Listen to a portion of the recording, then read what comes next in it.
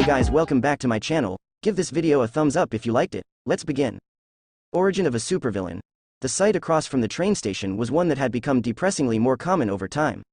A giant rampaging villain, angrily swiping at pro-heroes trying to manage him. Other heroes blocking the road, keeping a crowd of interested civilians away from the destruction. Most of the onlookers watched in awe or fear, and a few with the boredom of connoisseurs seeing something that wasn't exciting. But one young student, with fluffy green hair and dark green eyes with notebook in hand, watched the carnage with an expression that didn't really match any other emotion that was on display. The fight was over as quickly as it began. Kamui Woods attempted to use his signature, lacquered chain prison, to bind the villain, when the huge villain was blindsided by a similarly giant lady. As the newly revealed Mount Lady began her grand debut with photographers professional and amateur surrounding her, the young man kept taking notes. Interesting mirror match. It's kind of like those old Marvel films. I mean, having that kind of nemesis can really set the expectations of the fights you're going to undertake as a pro. But how does her quirk work? Can she only go to those extreme sizes, or can she ratchet it up degree by degree? Maybe she never thought about it and can only do that. And that guy was really not a very good fighter. Hey, whoa there kid. The teenager blinked, turning to look at the older man with the stars on his head. Blinking, he snapped his notebook shut. Sorry about that. The older man smiled. Can't blame you. You aiming to be a hero like them? I'd say with a head on your shoulders like that, you'd be a great hero. The teenager laughed, putting the notebook back in his bag. Yeah. Something like that. He checked his phone, and then winced. Better hurry, I don't want to be late for school. I was 4 when I learned that the world wasn't fair. I was born without a quirk, without powers. Something that every other person around me took for granted. The feeling was crushing. Maybe the lesson I should have taken is that we can't always have what we want, but I didn't take that away from my experiences. All my life, I've looked up to heroes like All Might. But sometimes, looking at heroes, I felt that they weren't super enough. Sure, heroes saved people from disasters and helped deal with villains, but I always thought that villains were more people who didn't think about the system. They were just people lashing out and not really acting like the guys in books. I thought about this for days, wondering what made the difference. What made All Might stand above the rest of the heroes? It was when I was looking through the old comic books, from before the days of quirks, that it hit me. A hero doesn't mean very much without a villain to contrast them. You could almost say that villains define the heroes. Without a villain, heroes don't spring into action. From there, my mind was on fire. If all heroes could get a foe worthy of the name, somebody who could push them above and beyond, make them go, plus ultra, then everything would be better. Well, I wasn't interested in people actually getting hurt. Maybe people did get hurt, but I would much rather they didn't. But then, I got an inspiration. The classroom was in a state of tension. Despite the students sitting at their desks calmly, there was an undeniable buzz in the air. The sight of an actual hero-villain battle had pumped people up. Sure enough, when the teacher came in and pulled out the career forms, the buzz died down. Now then, you're all third years, so it's time for you all to start thinking seriously about your futures. The class shifted in their seats. Their teacher looked through the forms in hand. Normally, I would hand out these career forms. However, he then threw the papers in the air. I guess you all want to be heroes. There was a great uproar from the rest of the class. Flamethrower arms were lit. Eyeballs, fingers and necks were extended. But there were 2 islands of relative calm amidst the chaos. One, a spiky-haired blonde with a cocksure grin. The other with fluffy green hair who was idly tinkering with something small and mechanical on his desk that looked vaguely like some sort of armband. Come on teach. Don't lump me in with the rest of these extras. Bakugo Katsuki bragged, hands in pockets and feet on desk. As the class turned its ire on him and he responded in kind, the green-haired kid continued fiddling with the device, a small smile on his face. Oh yes, Midoriya. You applied for UA as well, didn't you? The air seemed to freeze, all eyes in the classroom being dragged over to the young man. Upon realizing he was the center of attention, he simply pointed at himself. As the stares continued, he smiled just a bit wider. Oh, yes. That's right. Midoriya nodded, wiping the device down with a rag. I'm aiming for the support course. I knew that since I was quirkless I was unlikely to get into the hero course. I wasn't too interested in that though. Though knowing about hero business might have made it easier for my future, it wasn't necessary. I had always been interested in those crazy machines that the villains in those stories had usually built. Dr. Doom, Lex Luthor, Mr. Freeze, Dr. Octopus. The thought of making something like that was really cool. So I decided to throw myself at learning how to make cool robots and laser guns. It wasn't easy, I have to say that much. Even though I was bright for my age, it was an uphill struggle. There's a lot that goes into engineering and robotics, but I persevered, kept up the hard work and soon I was doing pretty well with my gizmos and gadgets, if I do say so myself. Had to learn a bunch of other stuff, chemistry, a bit of coding, physics, but in the end I did quite well. I also joined a few clubs in school. Drama club was fun. There were still some plays being done from the time before Quirks and I fit in, particularly in the dramatic roles. The robotics club in school was pretty interesting, and there was always a lot of stuff from the school labs to use for my other purposes. Midoriya? Inua? I guess if he's entering the support course, he'll get in. All those weird gadgets of his, like that flashy light thing, are pretty cool, but still, he is quirkless. That word tended to come up around Izuku a lot. He really wanted to shrug it off, or own it, but he hadn't built himself up to that point. Bakugo turned around like the wrath of God, glaring at Izuku. Bakugo's red-eyed stare was met with a flat green one.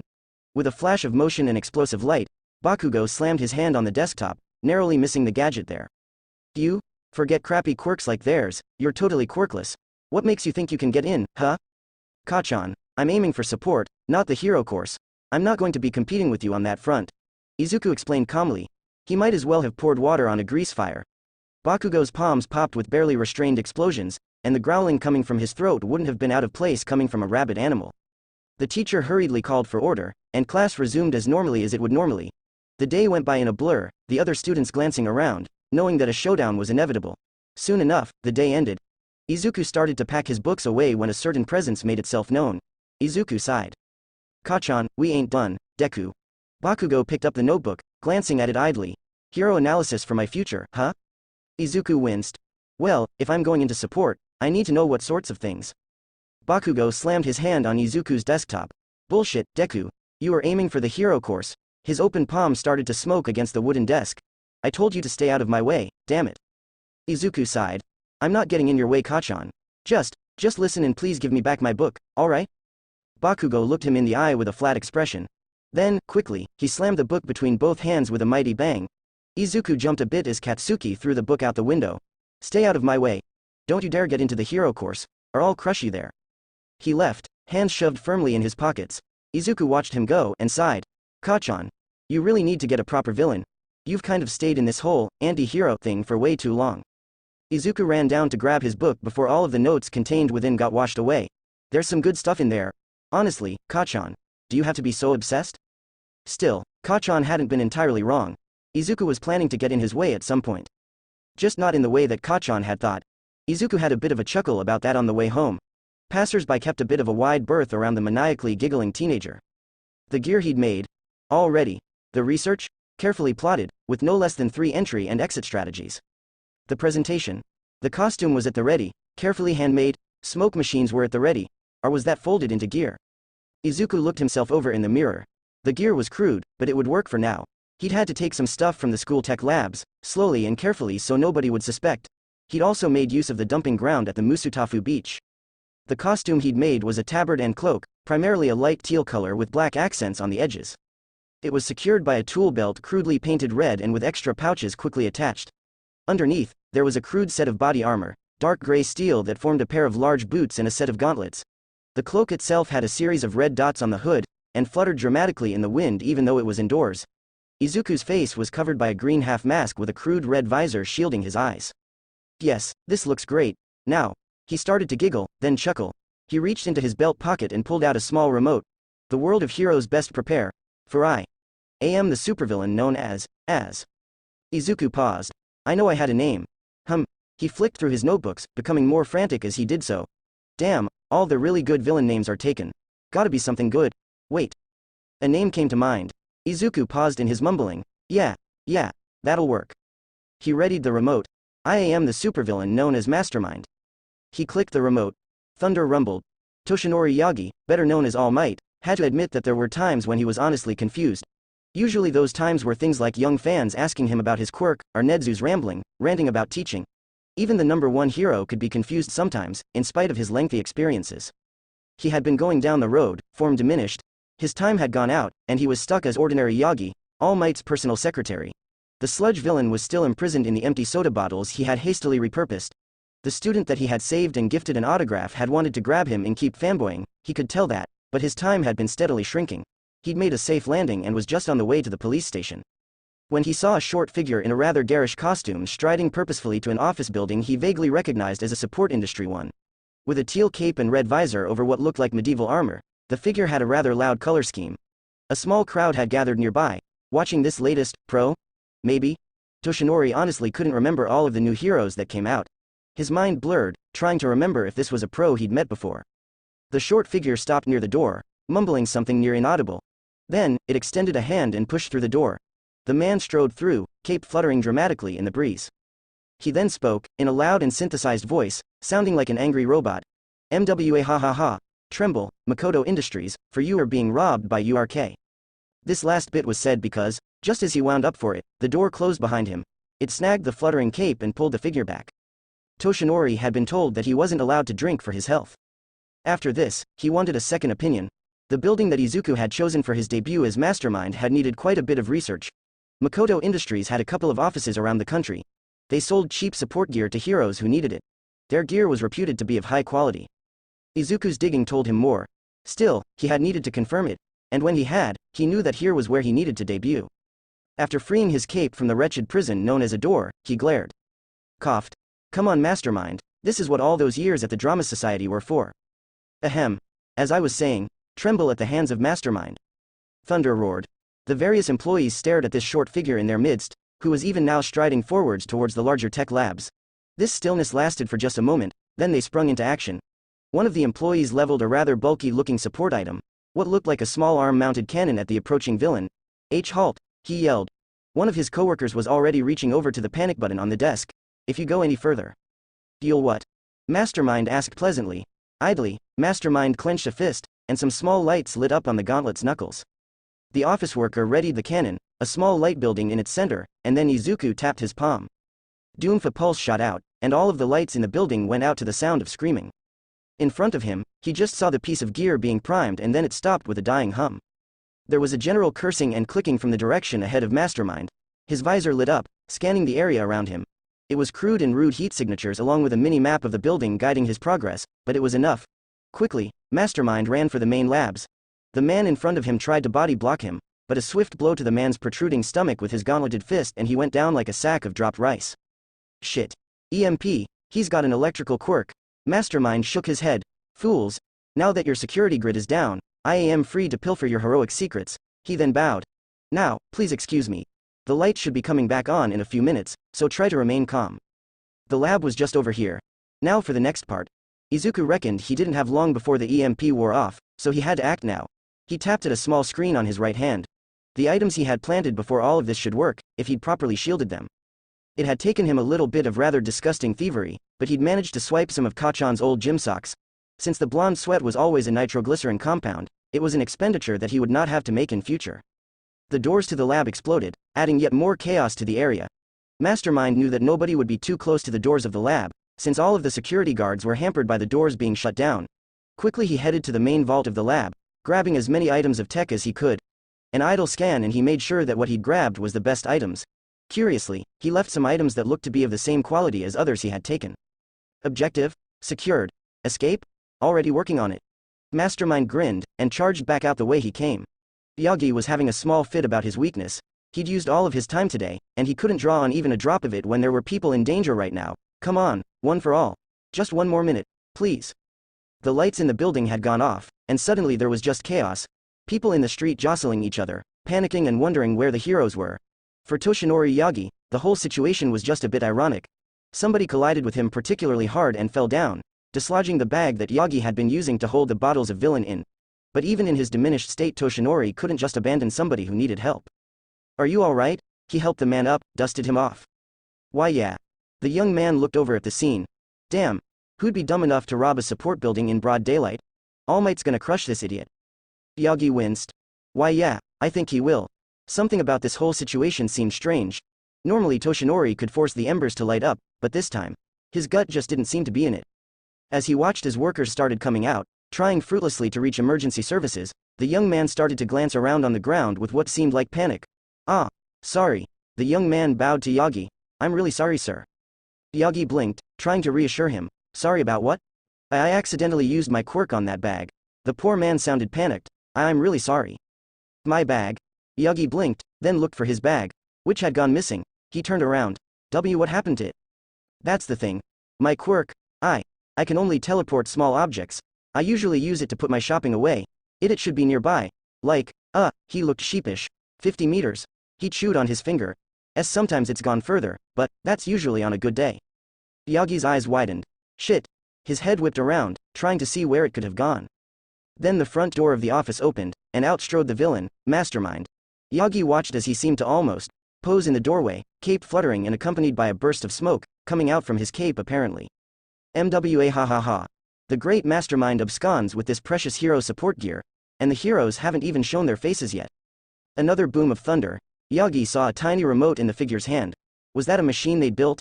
And another maniacal peal of laughter followed. But now I must go. The heroes haven't heard the last of Mastermind. Please let them know. And with that, the villain turned to leave, a bag of spoils in his hand. The police showed up, but apparently he had been expecting that. Suddenly, the smoke around him exploded outwards, covering the area. Toshinori thought he heard sounds, a clash in there. When the smoke cleared, the villain was gone. The police looked around, shouting, but there was nobody to be seen. Yagi's fists clenched at his side. A villain attacked right in front of him, and he couldn't do anything. He just stood there. And now. There was an explosion, from far off. Toshinori's head whipped around to the sound.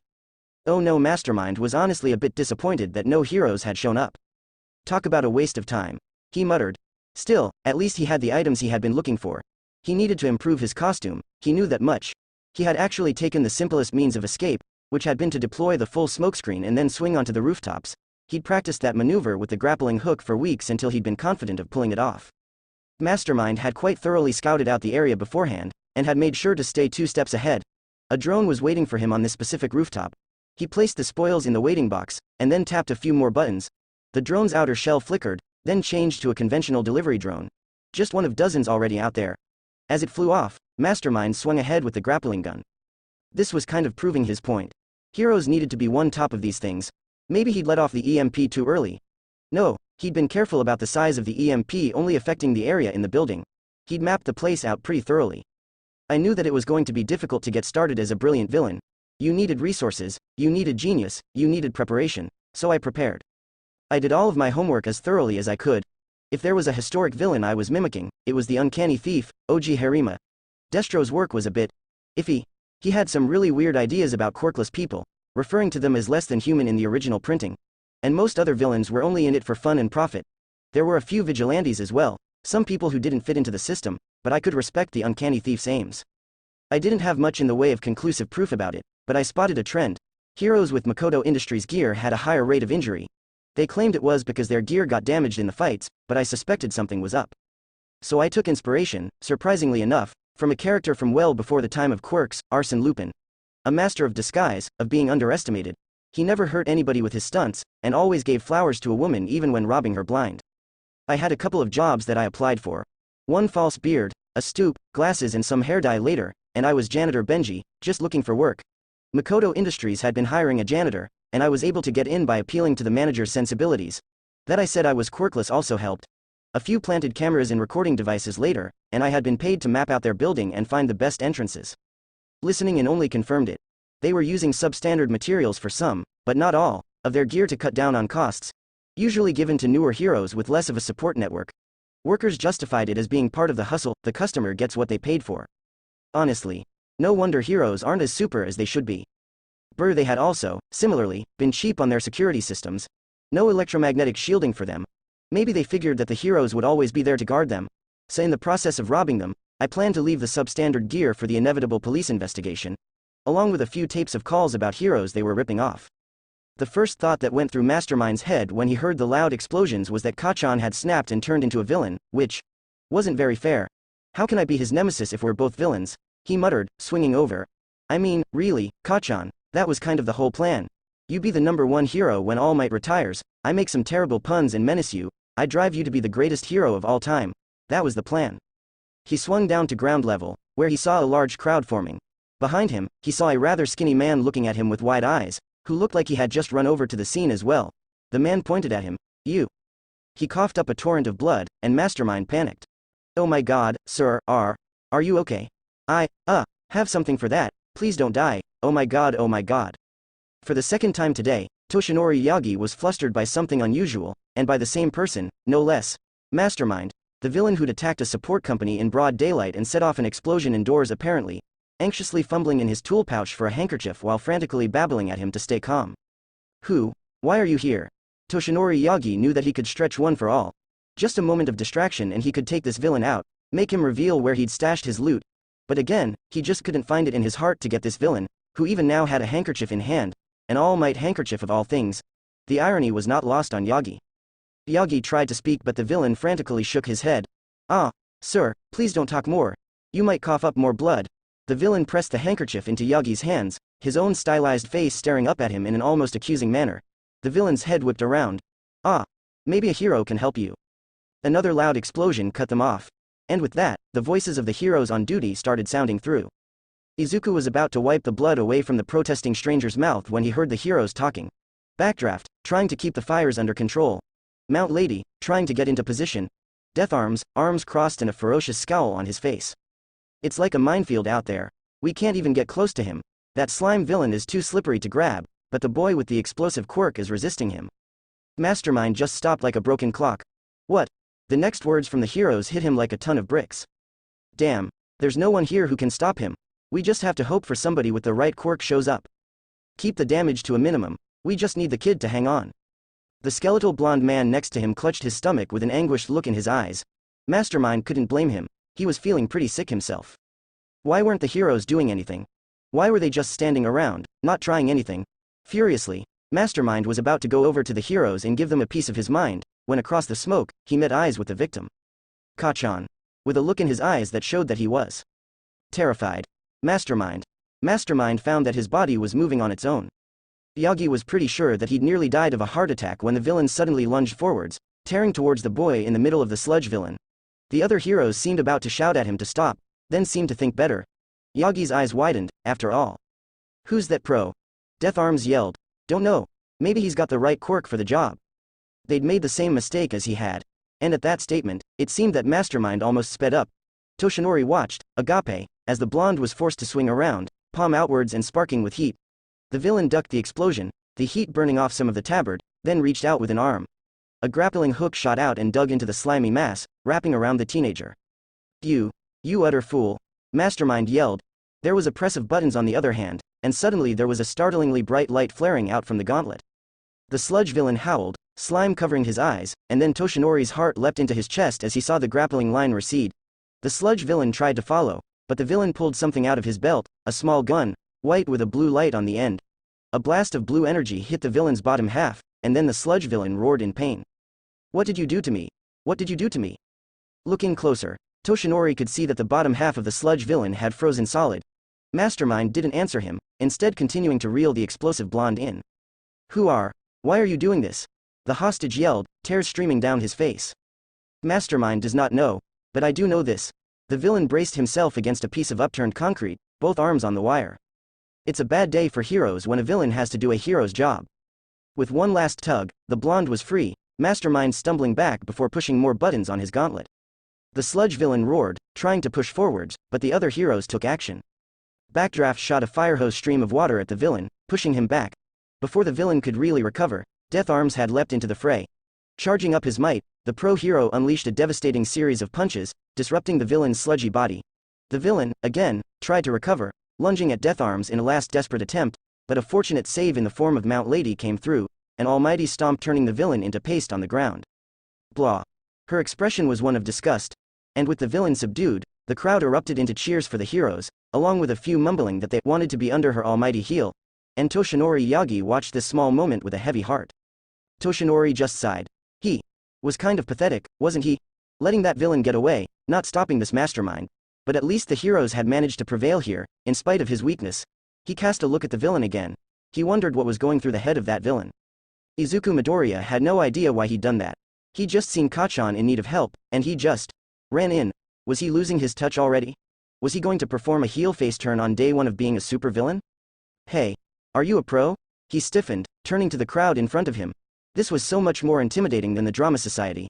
A whole stressful of people, staring at him. And the pro-heroes were looking his way. Oh no, and there was that blood-coughing guy from before, looking at him with a look that was undecided on reproachful and confused. Oh God. What do I say? Take a deep breath. This is the moment. Make yourself known to the heroes, not that hard. He turned around, and walked to a specific spot he'd seen before. Showtime. Heh. Heh. Bakugo coughed and retched up more as he heard that oddly distorted voice start laughing. Around him, the pro-heroes tensed. The figure in front of him, the guy who'd saved him, started laughing, softly at first, shoulders shaking. Then, the shithead threw his head back and belted out a maniacal laugh, with his back arched and arms outstretched like he was some sort of goddamn supervillain or something. MWA ha ha ha ha. Fools. I am not a pro hero. Rather, I am the master villain, known as Mastermind. Thunder roared even though it was a clear day as he continued laughing and smoke started coming out from his cloak. He changed his posture, dramatically pointing at the heroes. As I said, chose to come here since I saw you were too weak to deal with such a pathetic villain. The heroes bristled, Mount Lady ready to grab the little man as he laughed once again. Death Arms banged his fists together, electrical sparks coming off of the action. Kamui Woods prepared to bind this villain. Bakugo wanted nothing more than to charge this giggling asshole, but there just wasn't much strength left in his body. He'd never let off so many explosions, and such strong ones at that. His arms and lungs felt like they were on fire and he felt slightly lightheaded. Honestly, he felt like shit rather than the shit. Know this, heroes, I have already gotten away with stealing your precious support items at Makoto Industries. The heroes flinched back at that, if only a little. Yes, consider this a warning. You have not escaped yet from the brilliant machinations of. The heroes lunged forwards, but it was too late. Bakugo could only watch from the sidelines as suddenly the smoke burst out in a massive cloud, engulfing the entire crowd of bystanders in the alleyways around. He could only watch as the heroes charged in, with general cries of, "Where is HE?" and, "Call the police, get a cordon up," when the smoke cleared. The villain was gone. All that was left was a small black box, resting just a short distance away. The heroes watched it carefully, ready to throw the civilians away if it turned out to a bomb. The box squawked. The genius supervillain, Mastermind. With that, the box crumpled up on itself, dissolving into a thick sludge. The heroes searched the area, furiously calling police, organizing a search team. Bakugo could only stare at the ground where the villain had been. A manhole cover. Shit. He wanted to get up, but when he tried, the world spun in an unpleasant way. Fuck, he needed a drink of water. As he fell, he saw somebody coming up with what looked like a bottle of water. Tall guy. Scraggly blonde hair. Skinny as fuck. He would have been more judgmental, but the guy had a bottle of water. Greedily he drank from it. When he felt like he wasn't going to die, he managed to get out, sewer grate, before returning to the bottle. The tall man just nodded. Are you okay? He asked. Bakugo scoffed. First a villain and now this guy. I'm fine, just a bit tired. He would have sworn, but the guy had given him a bottle of water. Kid, I have to say, you were incredible out there. One of the heroes came up to him. Some guy in a bird mask. And you've got such a great quirk, too. You want to be my sidekick once you graduate? Bakugo looked away. Some hero he was, standing around doing fuck all. Listen, I think the fucker went into the sewer system. That's where he stood. Over there. The hero looked over, and then nodded. You've got a good eye, kid. We'll check it out. You should probably get home. He grinned. Check the news tonight. We're definitely going to get that villain.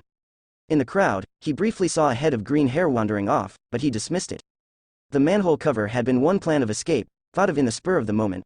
But I've found that I have one great strength, as a quirkless nobody. I'm pretty plain. So I set off that smoke cloud, and employed the worst feature in my kit, the quick change function. I designed the suit to be taken off easily and to fold up into a convenient school backpack. Arsène Lupin blends in with the crowd. He is the man on the street. So I escaped by being just one more panicking civilian, another face in the crowd. With my hair covered by my cloak, my voice and eyes disguised by my mask and visor, I was anonymous. And so I came back to my evil lair, TM, with a huge amount of hero support gear to cannibalize for parts and a huge public debut. I suppose. This is the story of how I became the greatest supervillain of all time. Izuku checked over his costume and gear, frowning. Parts of the cloak and cape had been burned away by the explosions that Kachan had been throwing out left and right. The other pieces of the costume, the EMP glove, grappling line and the freeze ray were all being recharged. Going to need to make improvements, not to mention that something's been bugging me all day. Izuku was situated in the evil lair, TM, basement. Most of it was occupied by the various pieces that he needed to make the numerous devices and armor work. The spoils of victory were in a secure safe, while the rest of the room was covered in assorted bits and pieces. There was a grinding lathe as well as a veritable wall of computer screens, the supervillain computer. One screen was keeping an up-to-date account of the heroes of Musutafu and their patrol routes for easier dodging, appropriate villainous encounters. Another screen was keeping track of various projects that Izuku had started. Yet another was displaying a spreadsheet of organizations that Izuku had been trying to track. And more were keeping track of the various pieces of tech that he had been using. Most of the basement was covered in various work tables with villainous plans set up, written in code. Izuku had set up a table for a future council of villainy with a few spots reserved for some of his personal idols. Most of the rest of the room was filled with pieces of tech in different stages of completion. A whole shelf was dedicated to the old comics and movies of old, the works that showed how supervillains like Izuku had to do things. Sighing in frustration, Izuku shoved the remainder of the gear aside and flopped down onto the couch. Pulling out a comic book, he idly flicked through it, trying to loosen up and just relax. As he read through a story that he had read for 100 times, something in his mind went click and he shot out of his seat, eyes sparkling. I've got it. Really, it had been obvious from the start. What was the point of a mastermind without minions of some kind? Izuku Midoriya knew that he would need more people to work with him in the future. He took another look at his costume, which was displayed on a mannequin that he had salvaged from the beach. He frowned. I think I need to update the look too. To Dr. Doom. Not ME enough. His head spun, trying to think of better alternatives. Maybe a suit? No, too Lex Luthor then. Maybe a bug mask? No, that would be too Skitter. He grunted in exasperation, running a hand through his fluffy green hair. I'll think of a look later. It's time to hit the beach again. Sure, it would have been nice to have a massive budget, but Izuku was working with barely anything. Most of his resources were recycled from the beach. It may seem like everything I created was just the product of some superintelligence quirk. It was not. I was inspired by those old villains, and threw myself into support and tech development. When I won first prize over 2 kids with intelligence-boosting quirks, my mother and teachers decided that I needed to be checked again, and by better means than the old missing toe joint test. We went to specialist after specialist. We did blood tests, MRIs, CAT scans, quirk factor tests. All came up negative. I was truly quirkless. The intelligence quirk kids weren't happy. One of them actually tried to strangle me before being pulled off by Kachan. After that, the teachers gave them a lecture about strangling. Not because it was wrong, but because it would negatively affect their chances of being in a hero course if they did. With such lousy prospective heroes, it reinforced my desires to be the greatest supervillain of all time. So I studies hard, I worked hard. Most of my support gear took years of hard work to make. I watched those with intelligence quirks boast about how far above the human grade they were only to run into the limitations of their quirks. They didn't work hard at this stuff like I did. I was bright for a child. I put in the work, the extra hours. They did not. Toshinori Yagi sighed.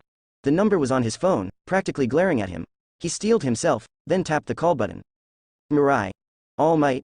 The words were clipped, professional, and yet there was a lilt of happiness to it. Toshinori Yagi. All Might, sighed. I'm calling to ask about young Mirio, the one you recommended. A pause. I never thought you would see reason.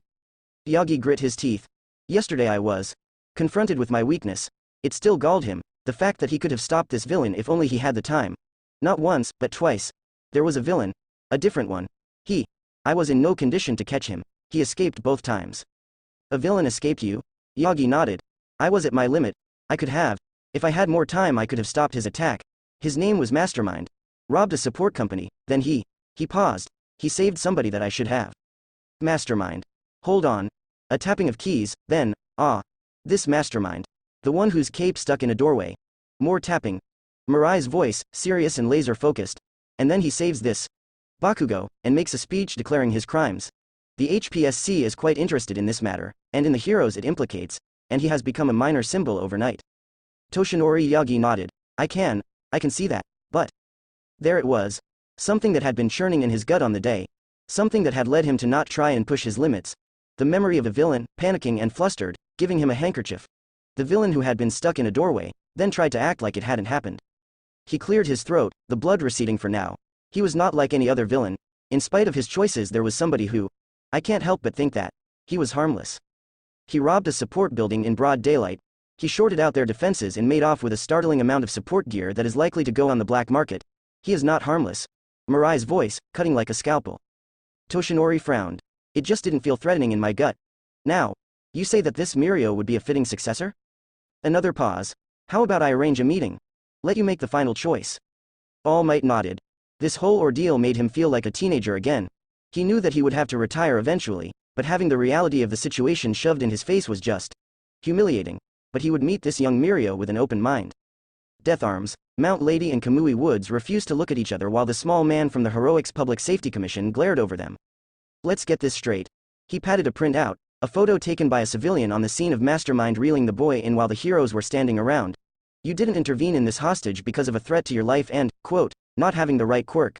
Death Arms bit his lip.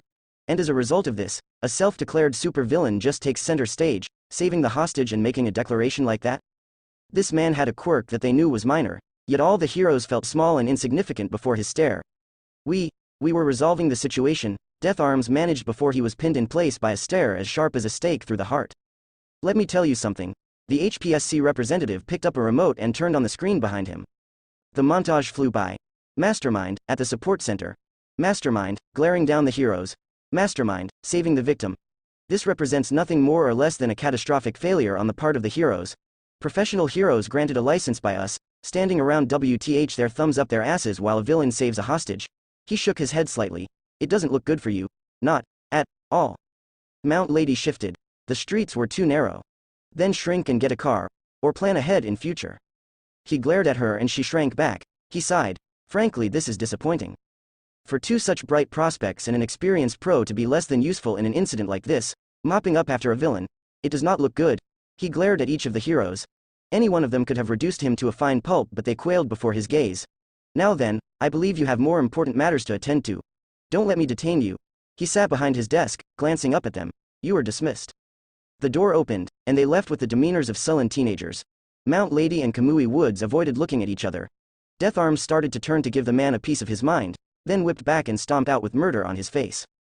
A few days later, Midoriya Izuku was a bit surprised to see a couple of figures on Musutafu Beach. From the looks of things, they had a skip at the ready. Maybe they were a volunteer group? Izuku knew that nobody really wanted to be here at the beach. He looked them over, assessing. One, tall and gaunt with corn-yellow hair. Ah.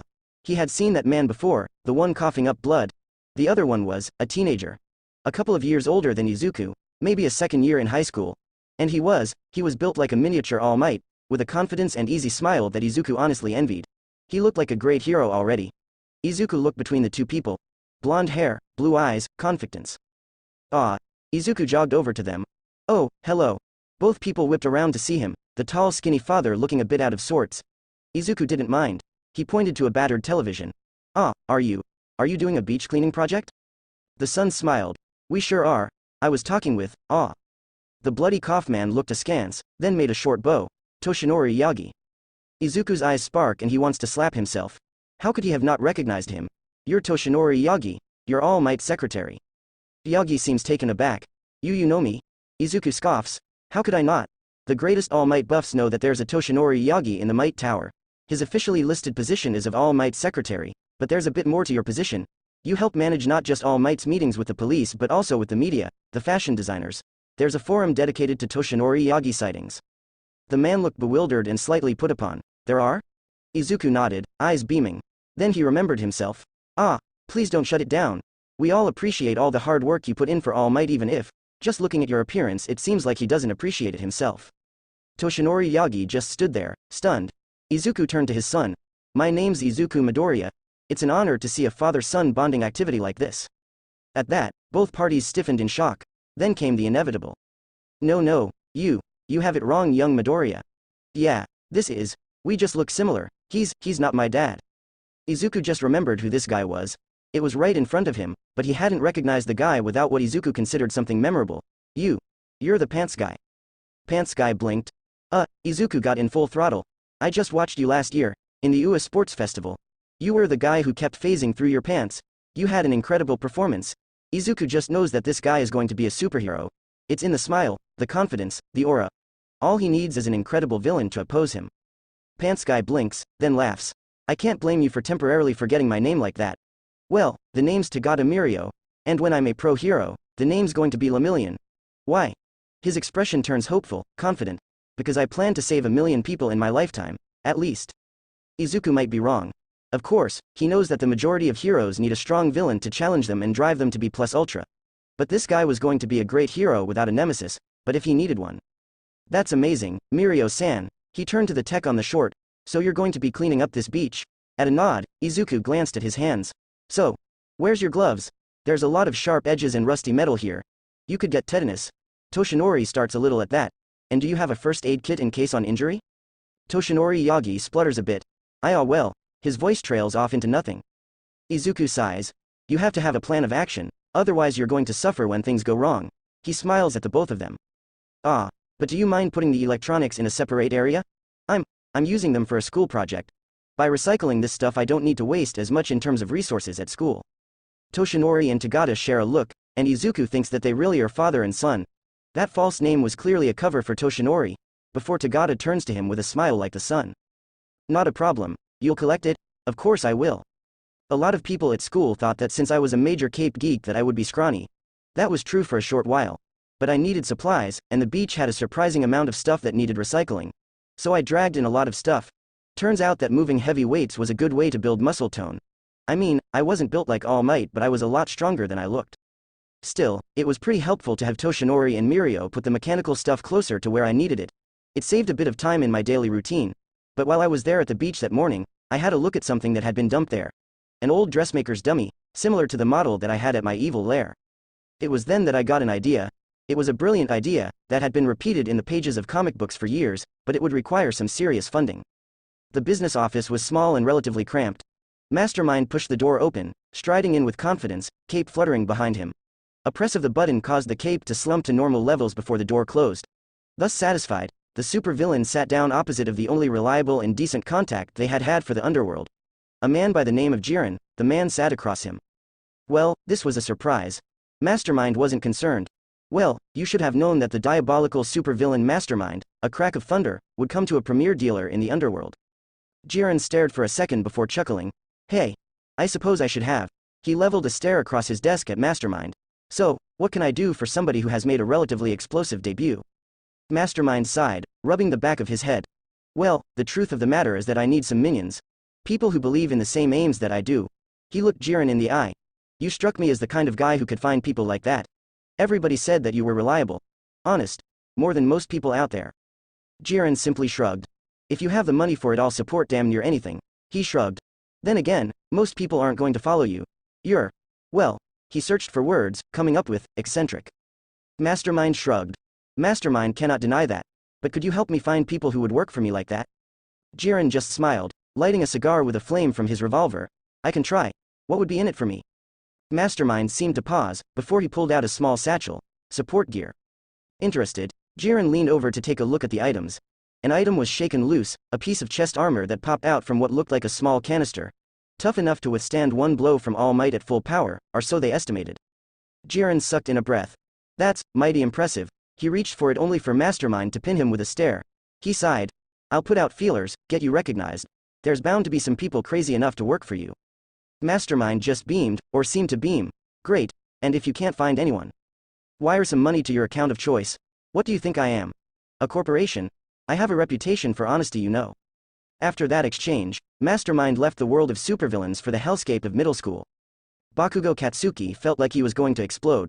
Aldera's school was shitty, with assholes who didn't even know him showing up with dumbass questions like, how did you find that villain?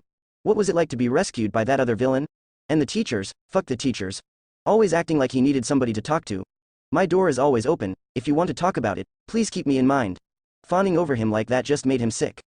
Bakugo didn't want to talk to any of those fuckers. He really didn't like the feelings that remembering the experience bring up. The choking, the helplessness. He is not, and never has been helpless. He's never needed help from anybody. Needing help makes him useless, weak. If that's what being Deku was like, he wants none of it. Doesn't want his greatness to be dismissed and thrown away just because he needed help. Really doesn't want to be treated as lesser and made of glass for some bullshit involving bad circumstances that prevent people from seeing his potential. Bakugo was ever so slightly pissed off that teachers tended to say that Deku was smart, in spite of being quirkless. Bakugo would never admit it, but Deku did do consistently better in a wide variety of subjects than him. It kept him on his toes, trying to outsmart the nerd. Not that he cared about Deku or anything. And the fucking irony of the situation was, Izuku Deku didn't do that stupid fucking thing that he did all those years ago. He's not there treating him like a baby and asking him if he needs help. Oh sure, if there's some discussion he looks sympathetic, the little fucker. But otherwise he hasn't brought it up independently. That hurt for some reason. Bakugo scowled. Well, if the nerd doesn't want to fucking do that dumb thing where he reaches out and gives him a hand that is unnecessary and unwanted, then he'll leave him alone. About time that the nerd realized that Bakugo Katsuki isn't so weak as to need a hand. Even though he will never admit it to anybody, but he wouldn't mind one. Deku just kept tinkering at his desk, the damn nerd. When he looked up as Bakugo slammed down into the seat in front of him, Bakugo just knew that the damn nerd was smiling for some fucking reason. But he hasn't mentioned that fucking slime villain, so Bakugo guesses it's alright. Kachan's my best friend. No, really, he is. Even if he'll never say it, I know Kachan. I think that with a great villain, he's going to be the best. And that super villain is going to be me. I have to admit, Kachan's, well, explosive. He's rude and arrogant, and he treats others pretty badly. There's a lot of things that I dislike about him, almost hate, but at the same time, when I see him in my mind, I can't help but think of victory. Think of those times that he beat up those kids who were a couple of years older than us and then grinned like it was nothing. I see Kachan pushing himself harder and harder to get those skills that others say are natural talent down to that level. I see him, smiling and confidently leading other kids around like it's natural, glaring down teachers and older kids alike with no fear. I can see the slight hurt in his eyes whenever the teachers and other kids praise his quirk, his grades, everything but him, never noticing the hard work and just saying that he's gifted. I can see him try to express how much he respects somebody else by going, "You're not just a shitty extra," and not being able to find different words for it. I want to say that I saw him on that day and that he needed help back then and I gave it, but that would give the game away of my identity. Then Kachan will kill me and then I'll be arrested. Man. Being a super villain is almost as tough as being a superhero. Chorus Cafe was an ideal spot for Midoriya Izuku to get a little bit of extra money from a summer job. It's also, conveniently, near the building that he was scoping out for his next villainous act. It is a high-class cafe, with a strict dress policy for its servers. It's this dress policy that made Mastermind realize something that would give him the necessary look. The source of inspiration was at hand. This is it. This is what I was looking for without even realizing it. He checked himself in the locker room mirror. Black slacks leading down to a pair of well-shown black loafers. A white shirt with a black tie, with a black sleeveless vest over it, neatly buttoned up. Looking at himself in the mirror, Izuku felt like he did when he built his first piece of support equipment. He checked the pockets, spinning a little. For some reason this just feels right, like this was meant to be. Midoriya Izuku was shaken out of his reverie by the manager coming in. "Alright, kid. Let's go." He looked at Izuku's throat.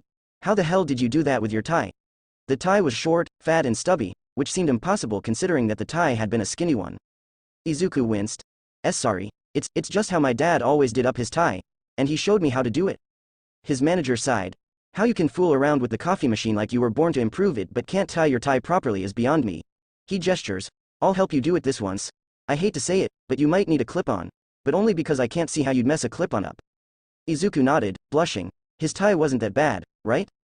After his tie had been fixed up, Izuku worked hard for the rest of the day. Idly he noticed what looked like a father and daughter pair also checking out the bank. The older man asked for some pretty expensive tea while his daughter asked for a straight black coffee. "Okay, we'll be right back." The father and daughter nodded, the man thanking him and wishing him well. Something about the man seemed familiar, but Izuku couldn't place it. Well, it was sure to come back to him. It had been a long day after school and his summer job. Deep in the evil lair, TM. Izuku Midoriya checked over his latest project. Yes, he breathed. It had taken a while to assemble the components, but it was all ready. The mannequin had given him an idea. Sure, he knew that he'd need other people to pull off bigger jobs, but what if he had some extra help? More specifically, if he had a fake body, rigged to do his evil bidding. Like Dr. Doom, a devilish body double so that he could never be caught. As a last resort, he could destroy it, leaving no trace back to him. After hours of work, he had completed one of his most demanding projects so far. It stood in front of him, waiting to be powered on. A mannequin's body housing a variety of electronics, outfitted in a copy of his newest villain look. Underneath the costume, there were powerful industrial-strength servos designed to mimic human movement as much as possible. In Izuku's hands was the remote control for the unit along with a microphone for speaking through it. What? Izuku had to go to school, got most of his components from the beach or his underfunded public school and had a budget that was nanofiber thin even with his stash of looted support gear. Developing an AI that not only could pass a Turing test but could Turing test itself was just not feasible. So a remote-controlled body would have to do. Yes. He gripped his thunder machine. Yes, thunder rolled once more. It's finally ready. The diabolical electronic kickass unit is ready. MWA ha ha ha ha. He pressed the power button, confidently. The robot in front of him shuddered to life, lights flicking on. And then the arms shot off, one leg collapsed, dumping the whole body on the ground, and the other leg flailed around in ways no human leg should. Then it caught fire. Izuku sighed, grabbing the fire extinguisher. Well, that's beta 1 of the Deku. Really wanted it to work, but I've just found how not to build an android replica of myself. Obvious faults in the limbs and power cell as well as general structure. Spraying it down, he turned around. But my newest outfit and gadgets, on the other hand. He pressed the thunder machine just for dramatic effect. The heroes won't know what's coming. MWA ha ha ha. MWA ha ha ha. The door above banged, and Izuku's secret security camera picked up his mother at the basement door. Izuku, it's time for dinner. Izuku's head whipped around. Okay, thanks mom. What are we having? His mother just smiled. We're having curry rice. Izuku sniffed. Smells great mom. He bounded up the stairs, turning off the lights. As he went up, various shutters and organizational bits and pieces folded up and came down, protecting vulnerable pieces of tech and plans from his mother's eyes. Supervillainy would have to wait until tomorrow. My mom? She's the best as well. When I didn't have my quirk, and I asked her that question of if I could be a hero, she broke down. It wasn't the answer to the question that I wanted then. But after self-reflection and changing my goal, I started on improving my science and technology knowledge. After all, I wanted to be a supervillain, or support hero as I told my mom. Even back then I knew that people didn't just admit that they wanted to be supervillains. That's just silly. Mom was a bit worried at first, seeing me just go for tech and science like I had. She thought that there was something wrong with me. That I was denying something about myself. Mom wasn't sure what to do with my tech interest. She did some looking up of stuff. She bought me some junior science kits, helped get me involved with some clubs, she got me a little lab coat and watched me do experiments and asked me questions about what I was doing. Some small exasperation and worry soon turned to wonder, and then pride. When I nearly got choked out by one of those intelligence quirk kids, she taught them and their parents a real lesson. I didn't hear what she said, but apparently the other kid and her parents had to sleep with the lights on after that. Then they moved to a nearby prefecture. I really didn't want to have to deal with them and my mom didn't want me talking about them, so we moved on. Sure, we've had times where we've driven each other mad. But ultimately we love each other. My mom's just so happy that I'm doing what I love. She signed up with Bakugo's mom for this gym place and has a ton of friends there. Sure, she still worries about my dad, and I know that she worries about me and all of the explosions and fire in the basement. But she's so proud of what I've done with myself, and knowing all of this, it's just. I love my mom so much. The only person who comes close to how much I love my mom is All Might. And if anybody did anything to my mom, I would be forced to kill everybody involved and then myself. That's just a joke. That's just a joke. Kinsara Bank was fairly reputable. It was a small, local bank that had branches in Musutafu and a couple of other prefectures. The service was decent, and they were fairly generous. But Gentle Criminal knew better. He had done his own research into the bank, and he found the bank disgusting. The bank had a rather nasty loan shark business operating. It was almost like a protection racket with how they pressured businesses under them. How very ungentlemanly. Is the camera rolling, La Brava? Yes, Gentle. Danjiro smoothed down his hair. This was the moment. Confidently, Gentle burst into the bank, striding through the crowds of people to the front. Whirling around, he took a bow. Hello, gentle viewers. I hope this video finds you well. He looked out at the people who were irately glaring at him. Attention, everyone. Please, stay calm, for I am robbing this bank. There was a brief moment of calm, of everybody looking at each other as if they couldn't believe this was happening. While the teller frantically fumbled on the desk, there was a gentle buzz in Danjiro's ear. Gentle? The door was thrown open, and Gentle craned to see who it was. MWA ha ha ha. Keep calm, people, for I, the super villain known as Mastermind, am robbing this bank. The newest villain in Musutafu strode through. Gentle could see that the villain had updated his look. Rather than just a teal-green scheme, the villain now had a dark red waistcoat, thrown over a teal shirt, oversized for the obvious body armor. Poking out of the pocket was a black watch chain, connected to something small nestled in there. A black bow tie was around his neck. The shirt sleeves were rolled up, exposing more of the armor that the man wore. The belt had been redesigned, more streamlined. Even the visor itself had been upgraded, the red plastic now connected to the dark green mouthpiece and covering the whole face. The supervillain, as he called himself, looked up at Gentle. And froze, eyes evidently locked on him. Gentle. Gentle Criminal was here. Gentle Criminal was here and he was already doing a job. Izuku was seeing Gentle pull a bank robbing job live. Izuku could get involved with Gentle Criminal pulling a job. Stay calm, Izuku. Introduce yourself in a cool way. Izuku opened his mouth, and let out a manly shriek. Oh my gosh, oh my gosh, oh my gosh, oh my gosh, you're Gentle Criminal. Now everybody around them was looking at him in a confused and scared way, not sure whether to run or keep watching. He didn't care, continuing to ramble. Oh, wow. Just wow. Izuku went forwards, already pulling out a pad of paper from his utility belt. I'm your biggest fan. Please, could you sign this, please? Gentle Criminal stood there, blinking, with an expression similar to a stunned fish. At those words, he started, then looked at Izuku with wide eyes. You're my biggest fan? Izuku nodded, pen in hand. Yes, I subscribe to your channel every time it gets taken down. I have a bot that tracks for it and then auto-subscribes me. It's Izuku paused, pressing a button on the side of his visor. A small pump sluiced away the tears that were building up, pouring it into the coolant section of his gear. This is one signature that I've always wanted, ever since I heard of you. He took a deep bow, pad and pen presented with both hands firmly gripping the corners. Gentle Criminal took the pad. Stared at it. Then, he got back the familiar look in his eyes, the look of a gentleman rogue. With a flourish, Izuku now had Gentle Criminal's signature, and it was made out to Mastermind. It said, to my biggest fan. Now all Izuku had to do was get All Might's signature and he would have two great family heirlooms. Gentle Criminal coughed. It's always a pleasure to have a dedicated fan. Now, where were we? Izuku blinked. Ah, yes, that's right, he leaned over the counter. Could you give both of us a large sum of money please? I need it for my villainous schemes. He placed a large bag with the yen symbol prominently picked out in green ink. Gentle Criminal nodded, passing over his own briefcase. Quickly now, before the heroes get here. The teller shook. You're going viral on HeraTube. Both of you. His hands shook as he started scooping money in, slowly. Halt, villains. Some heroes had arrived, 3 of them. One of them in a more mechanical suit, another in a more traditional yellow and red spandex suit and the last in what looked like a business suit with a fedora and domino mask. The hero in the spandex pointed a finger. Drop your weapons and surrender. Gentle turned around. Ah, it's the heroes. He turned to Mastermind, voice lowered. Tell me, have you wondered how I get out of these situations, Mastermind? Izuku just nodded, eyes sparkling. Gentle Criminal gave him a wink. It's going to be our secret. He whipped around, stance confident. Ha! You think a mere 3 heroes will give me much trouble? A few more heroes rounded the corner and readied themselves. Gentle Criminal stared for a bit.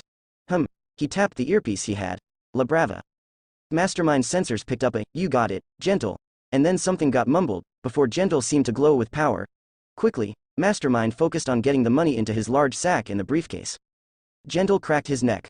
I hate to do things in such an ungentlemanly fashion, but it cannot be helped, and then he moved. The hero in the business suit reached out and threw a pair of handcuffs that stretched and took a life of their own, only for them to get stuck in the air in front of Gentle. What? The air then bounced back, sending the handcuffs right into their owner's face. Gentle winced a bit, finishing the attack by firmly jabbing his cane into the hero and knocking the wind out of him. Gentle seemed undaunted and confident in this. But most importantly, he was not alone. Smoke surrounded the pair of them, cutting off the view from the other patrons as Mastermind leapt into the fray. One of the heroes went for Mastermind, hands sparking with electricity. Mastermind ducked his thrust and slammed the briefcase into the man's chin, sending him spiraling down. The next hero to attack, a woman in a red and black costume, stretched an arm out an impossible distance, trying to punch him in the face. Narrowly dodging, he clamped his left hand on hers. Electricity sparked, causing her to scream before Mastermind closed the distance to sock her again. The man in red and yellow took in a deep breath. Flickers of flame came around his mouth. Gentle went to gesture, but Mastermind pulled out his small freeze ray. As the hero breathed fire at the pair of them, Mastermind fired a blue-white beam back. The resultant temperature clash caused a minor explosion, sending the heroes stumbling back and Gentle taking the initiative, springing off the air to deliver a blow to the gut that folded the hero like a piece of paper. The other heroes glanced between each other. A plan seemed to form for the remaining heroes, and they stood their ground, powers at the ready. Gentle and Mastermind shared their own look, then leapt back into the fray. The civilians watched with bated breath. Sure, these villains were powerful, but the heroes, they would win for sure, wouldn't they? They had to. Gentle Criminal and loyal subscriber TEAMUP, KINSARA bank heist. The video itself had started with Gentle Criminal explaining his motives for robbing the bank. There had been what looked like security camera footage, gathered by loyal fans like you, showing the owner of the bank, a man with a shark mutation threatening various business owners. One of them had had their head shoved into his mouth as his accountant made points about not paying your dues. Then the video cut to the events of the bank robbery and an unintentional team-up of bank robbers. The villains took a deep breath, composing themselves, and that's a wrap. On the screen, Gentle Criminal and Mastermind took their bow. Behind them, the Kinsara bank had been deformed slightly, wobbling in place as if it was made of rubber. Around them, the groaning bodies of heroes, unconscious and in various positions. One of the heroes had been tied up with what looked like the hero's own handcuffs. The civilians in the hall were all unharmed, but were running away from the scene with nervous and terrified expressions on their faces. Mastermind seemed to grin, holding up both his sack of money and the briefcase. Here you go, Gentle. Always a pleasure to help out a fellow supervillain. Gentle accepted it with a warm smile on his face. And thank you, Mastermind, for your help today. Mastermind nodded, then started. He pulled something out of his pocket. I think you might find this helpful for your video, if you didn't already know about it. He then turned to the camera. Never thought I'd do this. MWA ha ha ha. Be afraid, heroes, for the brilliant Mastermind has struck again. Better luck next time. And with that last statement, the villain sprung away. Gentle Criminal looked in his direction where he'd left with a fond smile before turning back to the camera. If you want to support my villainy, then I want you to click that like button in a gentlemanly or ladylike fashion, subscribe and click the bell for alerts, and don't forget to leave a comment, and I will see you. With the police sirens coming, Gentle Criminal pulled out a small black device. In the next video, Gentle Criminal, away. And with that, he threw the object on the ground, covering the area in thick purple smoke. When it cleared, he was long gone and the video ended. A furry hand closed the laptop down, the other hand pouring a cup of tea. A furry snout sniffed the tea, eyes closing in pleasure. My. The figure sitting in front of the laptop took a sip of tea. A brilliant villain like that, taking such center stage. How very interesting. Principal Nedzu gave a little grin. Technical skill, intelligence, imagination, decisiveness. Oh, I can't wait to pull you apart and see what makes you tick. The small grin on his face turned into something more feral, teeth exposed and pupils shrinking. He started to giggle, then chuckle. His grip on his teacup started to get shaky and droplets of tea started to spill everywhere as his laughter intensified. It's been so long since I've had a challenge like you. Eh ha ha ha ha, eh ha ha ha. Izuku squinted inside the bowels of the dummy. Change over a few wires, alter the power cell, reinforce the servos again, he sighed a bit at that. Building support tech in general and villain tech specifically was hard work. Making even a crude mimic of his body took a considerable amount of skill. Sure, Izuku was skilled, but there were limits to what you could do. Most of his money had just gone to getting better tools, more advanced electronics. After being satisfied that it all worked, that everything was in order, he clicked the panel shut, screwing it back together. Alright, the Deku unit, take 5. He pressed the power button on his remote control. The machine whirred to life, internal gears grinding. A light turned on in its eyes. And then it shut down again, slumping. Izuku pumped a fist. Yes, it didn't explode. Progress. He wiped his hands clean with a rag. Now to get it to actually move around. As Izuku started checking the structure and wiring of his robot again, maybe some soft parts would help around the joints, he heard his villain phone go off. Without turning around, he shouted, "Speaker," and continued working on the insides of the robot. Oh, hello Mastermind. How have you been on this fine day? Izuku stopped everything. Gentle criminal. He rushed over to the mouthpiece, strapping it on. How did you find me? There was a soft chuckle on the other end. Well, after the success of my last video, I actually got in contact with some people in the underworld. I had to see if I could track you down. And luckily, I found Jiren who was asking around for people to follow you. Izuku smiled a bit as Gentle continued. I talked with him, and asked him if he had any way to contact you. Fortunately he gave me this number on the explicit promise that I don't tell anybody else. Jiren said that? I guess he really does deserve his high reputation. He really does. Now, I was wondering if you would like to, well, team up in the future. For Izuku, time had stopped. The only thing that could have made his day even more than this would have been All Might himself showing up, declaring him the #1 All Might fan of all time and autographing everything he owned. He stood in the middle of the basement, mouth agape and shaking slightly. Mastermind? Yes, Izuku shouted, then coughed. I mean, yes, I would love to. Splendid. Then let us meet at Jiren's office in a few minutes. I can give you directions to the abode of Labrava and I there. Izuku managed to strangle a squeal of pure happiness. Gentle criminal felt slightly awkward, sitting there in the small office. Labrava stood next to him, idly checking on her phone regarding the account they had created for his villainous efforts. Gentle cleared his throat. Are you sure he said he was coming? It's nearly our appointed meeting time. In the desk opposite, Jiren simply smirked. I know my clients, he'll come through in 3, 2, 1. Wham! The door was thrown open and Mastermind strode in, a crack of thunder coming as he did so. Greetings Jiren-san. Mastermind is here. And greetings to you as well, Gentle-sama, Labrava-san. He gave a deep bow to each of them, then sat down in the chair left for him.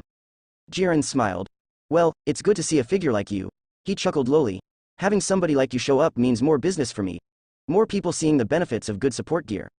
Mastermind nodded. Well, I'm glad to hear it. He leaned forwards in his chair. So, you've been doing well, Gentle-sama? Gentle just laughed, holding a hand up. Please, just Gentle would be fine. His smile widened. As for how I've been doing, the channel's doing incredibly well. Yeah. Labrava piped up, holding her phone out. We've gotten positive comments this time. And people are actually subscribing and taking us seriously. She shot Mastermind a look of gratitude which the self-proclaimed supervillain seemed to blush and start to flail. Gentle just waved it off with an easy smile. And it's all thanks to you, Mastermind. Mastermind spluttered, finger pointing at himself. Me? I had been doing my own investigation on that bank, and what I found was bad. But I didn't go so far as to have recording devices set up to capture illegal acts like that. Gentle bowed, which had Mastermind stammer and fumble over his words to get him to, stand up, please, Gentle. No, the praise is yours, Gentle criminal replied. You went above and beyond with that, and as a result I have to admit, for all I inspired you, I know that working alongside you I could be greater. Gentle, it's okay. Labrava tried to reassure him, with Mastermind repeating her assurances. Gentle just shook his head. That's why Labrava and I wanted to work together with you. As partners, definitely. He grinned. I've been in this business for longer than you have and I can teach you some things yet. Mastermind sat there, seemingly unsure of what to say. Then he shook himself, regained his composure. If you, the brilliant villain Gentle criminal want to work with me, the supervillain Mastermind as a partner. How can I say no? Thunder roared in the small office, Jiren scowling a bit. MWA ha ha ha. Together, we'll shake the world of heroes to its core. MWA ha ha ha. There was the sound of clapping behind him. Magnificent, truly magnificent. Mastermind and gentle criminal spun around to see the new figure in the doorway. Wearing a black waistcoat and slacks with an orange shirt, blank white mask with a grin etched on it with a top hat, the tall man behind them continued clapping, before taking a bow. It's a pleasure to finally meet you in the flesh. I have to admit, my mind was halfway made up when Jiren gave me a call about your situation, Mastermind. Mastermind spluttered a bit. Well, what? The tall man started. Oh, I haven't introduced myself properly. He pulled a pair of small marbles out from his pocket and tossed them in front of him. A pair of floodlights sprang into existence, casting him into shadow. I am known as Mr. Compress, magician, villain, showman. He took another bow, arm sweeping into a dignified position. And for the purpose of this conversation, interested in working under a villain like you. Mastermind stared blankly. Huh. Mr. Compress chuckled. Your presentation is pretty good for an amateur, which is most of the reason I am here. I chose you over others because you've got a different look to you than other villains. You have a sincere belief that you can change things. His tone of voice changed, becoming more serious. You want to change the world of heroes, in your own way. Odd in somebody as young as you are. Mastermind seemed to still. Gentle looked at the man next to him, watched his fist clench. I do.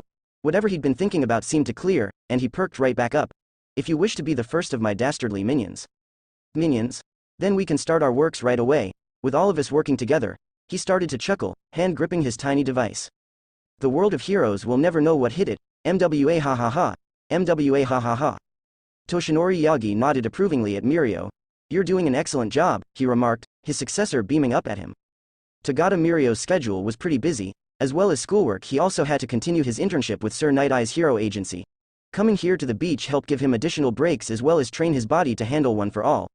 Toshinori approved of the boy's drive, and he could see that the boy's easy smile and confidence would mark him as a future symbol of peace. So why did he feel so uneasy about passing the quirk to him? Come on Toshi. Listen to me. Do not pass one for all to him. Is anything getting through your successor's thick head, 7? He was always stubborn like this. We have to keep trying. One for all will kill that boy and he won't even know why. Come on Yagi. Listen to our voices. Try harder dude. Yagi grunted, hand clasped to his head and the copper tang of blood in his mouth. He was getting a lot more headaches lately, and his scar had been aching like mad.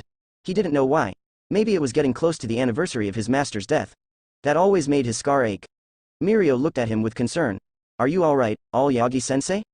Yagi just sighed, rubbing his temples with a pained smile. A bit of a headache, young Mirio. Nothing more. Mirio looked like he wanted to say more, but then returned to the work at the beach. We were so close, damn it. Let's tie a different tack. Keep going for the gut instinct. Odd to hear you like this, too. Please.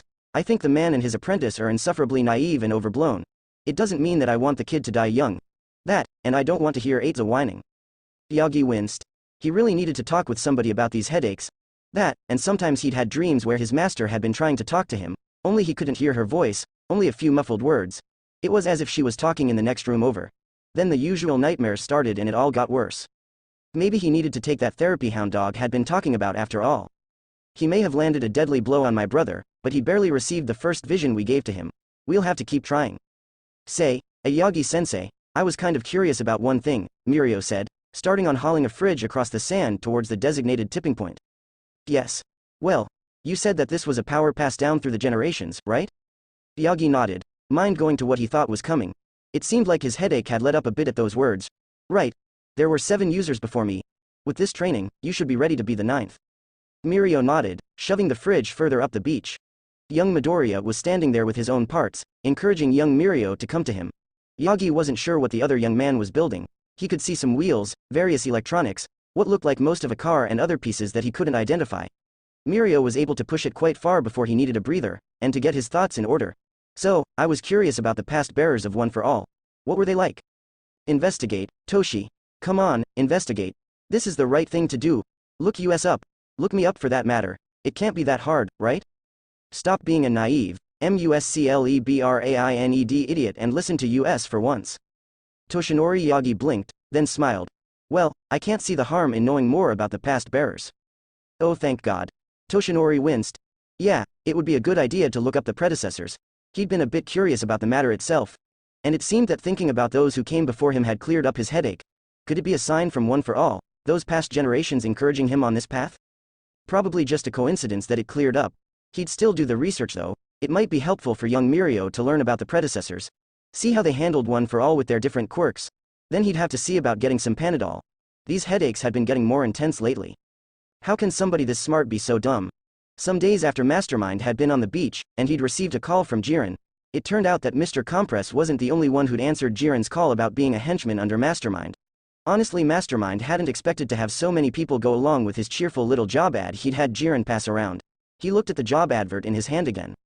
For those who wish to aid an up-and-coming supervillain oppose the heroes and pursue supervillainy, please apply at Jiren's or my number. Not interested in people who want to hurt others for fun. He had vaguely hoped that people would respond to his advert, but here they were in the rather dirty bar that Jiren had set up as a meeting spot. There were a couple of other people there who actually wanted to help him. It was a bit of a new feeling, to have other people who shared at least part of his vision. So, my name's Mastermind. I'm pleased to meet you. He bowed, quickly and deeply, then straightened up. The first person to answer did so with a giggle, white-gloved hand coming up to her mouth. She vaguely resembled a cat, with sharp pointy ears at the top of her head and a distinctly feline muzzle. Her body was covered in an ink-black fur that contrasted sharply with her paper-white muzzle. A thick mound of hair the same shade as her body curler around her head. Mastermind was pretty sure she was wearing a bodysuit as dark as the rest of her with a long red jacket thrown over it along with white sneakers, otherwise she'd shown up naked. And considering how curvy she was, that would be pretty embarrassing for him. No, she was wearing a bodysuit, he was sure of that. Pleasure's all ours. She gave a wide grin, thrusting out a hand. You're a bit shorter in person than I thought you would be. Since I guess we're going by villain names, call me Inkblot. Nice to meet somebody as polite as you. The second man gave a wide grin. That was about the only facial feature that Mastermind could make out from beneath the nearly head-covering black mask the man wore. His skin was tinted a shimmering gold, which made his teeth stand out amidst the near-blinding color. He was wearing a yellow pinstripe suit, slightly oversized, dirty and rumpled. As for the rest of him, he was slightly taller than Mastermind. Call me Golden Grin. You're aiming to mess with the heroes? I can get behind that. He kept his hands shoved in his pockets. Honestly, I came because I half thought it was a joke. The third looked like a wreck of a man, who hadn't really slept well. He was disheveled and unkempt, with what looked like surgical swabs under a brown overcoat on for a costume. Like him, they were stained and worn. He was skinny and pale, with long delicate fingers like a pianist. A light blue disposable face mask covered his face, his matted black hair swept back into a messy ponytail. But I liked the bit in your advert about not hurting people for fun. He stank of whiskey and cheap cigarettes, but his purple eyes were sharp. Is that true? Mastermind nodded. Absolutely. He leaned forwards. I'm not doing this because I want to hurt people. I'm a supervillain, not a monster. The others traded looks. Most people would argue that a supervillain, by definition, hurts people. Golden Grin pointed out. Mastermind shook his head. No, that's a villain. I'm a supervillain, and hurting people is not what I'm interested in. He shot out of his seat and began pacing. Sure, I won't deny that I've had to fight people. But I, Mastermind, thunder roared, causing everybody else to jump slightly. I'm not some petty villain running around using their abilities to hurt other people. I am pursuing supervillainy to shake society at its core. The man seemed to weigh it up. Well, you can call me Stitch. I'm a doctor for people who need it. I may have had my medical license revoked, but I still took the Hippocratic Oath. His eyes bored into Mastermind's like thermite through a steel door. You try and get me to hurt other people, kid, I'm leaving. Mastermind tilted his head. Why should I? The other villains shared a look at each other. Golden Grin was the first to start talking. This is weird. I mean, sure, I'm not a very experienced villain, but I get the feeling that this isn't exactly normal. Yeah. Usually the boss gets all grumpy and pushes people around if they aren't respected, opined Inkblot. Mastermind just laughed. That's because they're villains. I'm a supervillain. Mastermind looked over all the people who had assembled. I'm guessing that you have some idea of what I typically do, yes? Inkblot nodded rapidly, head a blur. Sure do. You're a great ham. You just go in and use that crazy support gear to pull off your crimes. That, and you did that weird save. And you and Gentle must have gone, like wham. Bam. Her arms flailed around as she spoke, with no regards to things like joints and nearly hitting her fellow villains. Yeah, you really showed those heroes, huh? You're pretty critical of them as well, aren't you? Mastermind nodded. I'm aiming to be a higher class of criminal. What the world needs is a supervillain, to show those other villains how to do it. To give the heroes something proper that can remind them why they put on their spandex. He looked over each of them. But I think you guys are still on the fence. Golden Grin shrugged. I don't mind. You're messing with the heroes, and that's honestly hilarious. He gave Mastermind a slightly different look, appraising. I suppose I should ask, what's in it for us? Mastermind looked down at the ground. I have to admit, I really can't pay you that much. I can offer support gear and some of the haul of any robbery we do, but that's all I can offer. He then shook himself, looking each of them in the eye. This is a promise that I probably won't be able to back up. It's foolish. He stood there, stance confident. But I can promise you that on any job that we pull, nobody gets left behind. And if you do go to jail, I will come for you and break you out. He actually took off his mouthpiece, revealing a small yet confident smile to each of them before replacing it. Now, are you definitely going to join me in my nefarious pursuits? The trio of villains looked at each other for a moment, then they turned back to him. Look, Mastermind, Inkblot started, sounding unusually solemn. I've always loved acting. Even worked in TV at one point. Getting to play the villain like this? Her grin was surprisingly happy. It's gonna be great, so I'm definitely in. Golden Grin looked at him next. I haven't been a villain for very long either.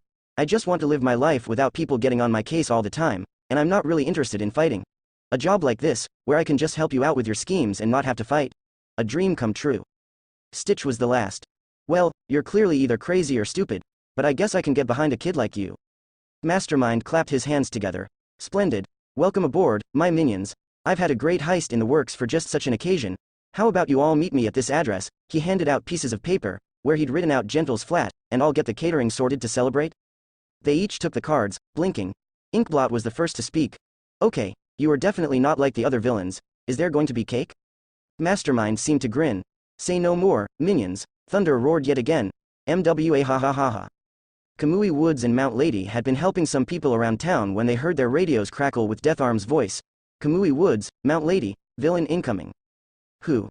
Kamui Woods asked, wooden limbs thickening and stretching up to the roofs to get a better vantage point. Mount Lady continued go guide people out of the way, citing a potential villain capture.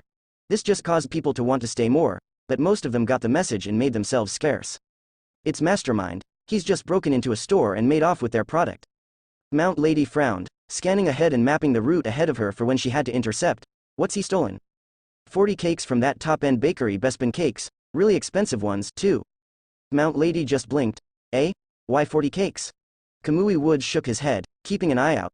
That's what we don't know. For all we know it's to power some evil device, or for some other scheme. Mount Lady shot into her giant form. Where's the villain heading? Coming your way down the main street, be ready. Mount Lady and Kamui Woods traded a look, then charged off. Ahead of them, they could see sirens blaring as the police came through. With faces set in determination, they continued on. This villain had escaped them once, he would not escape them again. Kamui Woods leapt from rooftop to rooftop while Mount Lady simply charged on ahead, the roads being cleared to allow the gigantification heroine to make her way through without incident. They came to a scene that was surprisingly tame compared to many other villain scenes. Deatharms was standing with the police barricade, face set in a grim scowl as he watched the villain approaching. Mastermind was driving a small car that was built in a similar fashion to a small ambulance, evidently where he was keeping his illegally acquired bounty. He'd painted it teal, with red hubcaps on the wheels. MWA ha ha ha, you'll never catch me like that, heroes.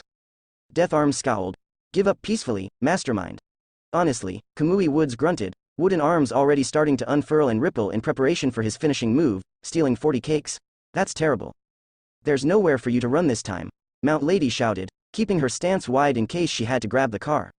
Mastermind seemed to smile. That's certainly true. However, he seemed to reach down and push a button, and then his vehicle seemed to sink lower to the ground as he came closer and closer. You have forgotten something about me. The car came closer, and closer to the barricade. Deatharms stood resolute, and started spinning his arm in place. Electricity sparked along his arm and fist, building up a mightier and mightier charge. Kamui Woods built up more and more wood, watching the approaching vehicle. Mount Lady stood ready to try and pin him in place, a scowl on her face. Mastermind does not run, he escapes. The car sprang. It shot up and forwards like a rocket, slipping over the police barricade and between Kamui Woods' grasping branches. Mount Lady was just able to lunge to the side and grab it. No escape this time, Mastermind. Kamui Woods roared, branches already reshaping themselves. You're wanted for robbing a support company, breaking into a bank, using your quirk illegally, resisting arrest and right now, attempted grand theft cake.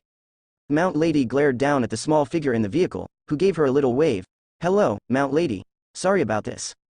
Mount Lady looked at him, wary. Sorry about what? Mastermind slammed a hand onto the roof of the vehicle, and the whole thing suddenly sparked with electricity. She screamed as the electricity went through her, causing her to lose her grip on the small vehicle. It slammed onto the road then tore off, weaving around Kamui Woods' branches. Mount Lady shrugged off the effects, and with a roar of anger started running after the fleeing vehicle, stopping briefly to grab Deatharms and carry him with her. Mastermind bobbed and weaved, heading towards a busier road. As he did so, smoke came out from the car, turning into a green smokescreen. Oh, no you don't, Mount Lady snarled. Making a grand sweeping gesture, she started to clear the smoke from in front of them. A couple of cars went past, briefly blocking their view, but they were able to keep on his trail as he diverted from his original route and headed down a different street, maniacal robot laughter sounding along the way. Mount Lady's grin turned positively feral and she picked up the pace. This was it. They had this little twerp. The way that Mastermind had been going, he would hit another police cordon. Traffic went away from the running giant woman with a hero in hand as the vehicle came to a stop in front of the police barrier. There's nowhere to run, Mastermind. Death Arms hollered, as dignified as he could be with his position. Come out with your hands. Mount Lady looked at the scene, adrenaline burning away, and then she saw it. Oh, no, she mumbled. Death Arms looked up at her with a confused expression. Shakily, she pointed at the vehicle they'd been chasing, looking at it properly. Is it slightly transparent? Mount Lady nodded, sinking to her knees with a dull expression on her face. In front of them, the image of the car flickered and faded, revealing a much smaller vehicle, only the size of a child's buggy with a massive block of holographic projectors on it. There were even a few small cameras and a radio, still blaring Mastermind's mocking laughter. Death Arms swore, the police already starting to fan out. And then the damn thing melted, leaving only a blackened sludge. They'd missed him. The car was inspired. I'd been practicing driving simulations, so then I came up with the idea for my own vehicle to carry greater heists. A few trips to the beach with the help of Yagi-san and Mirio-senpai, and I had my materials. It took a couple of days for everything to work and for me to be confident driving it, but that was all worthwhile. The holographic mini-vehicle though, that really took a lot of effort to get it to work, and it didn't have to be perfect, just good enough. Rip out a few defunct Roomba brains, rig them up to cameras in a much smaller car, then tear out some defunct tech to make crude and rude holographic projection, and done. After that the plan was simple. Projecting a smokescreen behind you to make it look like you're getting away. Actually, deploy your decoy in a different direction and turn on the prototype cloaking device, only good for a minute or two, but a minute is enough for the heroes to think they have you. Then, continue on your original path. Right here, to a drop-off point, Mastermind cackled. He pressed a few more buttons on his gauntlet, and the vehicle collapsed, revealing a couple of drones. A few more button presses and they were in the air, disguises flickering to turn into 2 different transport drones. Very soon, there'd be major deliveries, and 2 drones would be missed in the chaos. The Master Mobile, as he called it, folded up further, taking on a smaller form. Now, to make my escape. There was a flicker of movement in one of the cameras of his hood. Right behind and above him, Mastermind turned, and narrowly dodged the coiling gray scarf. The figure that was now in front of him, Mastermind recognized him. Black jumpsuit, black, scraggly hair, already standing on edge and waving in the air. A pair of yellow goggles and a coiling, scarf-like weapon in hand. Playtime's over, villain, Eraserhead stated firmly, capture weapon coiled and ready to strike.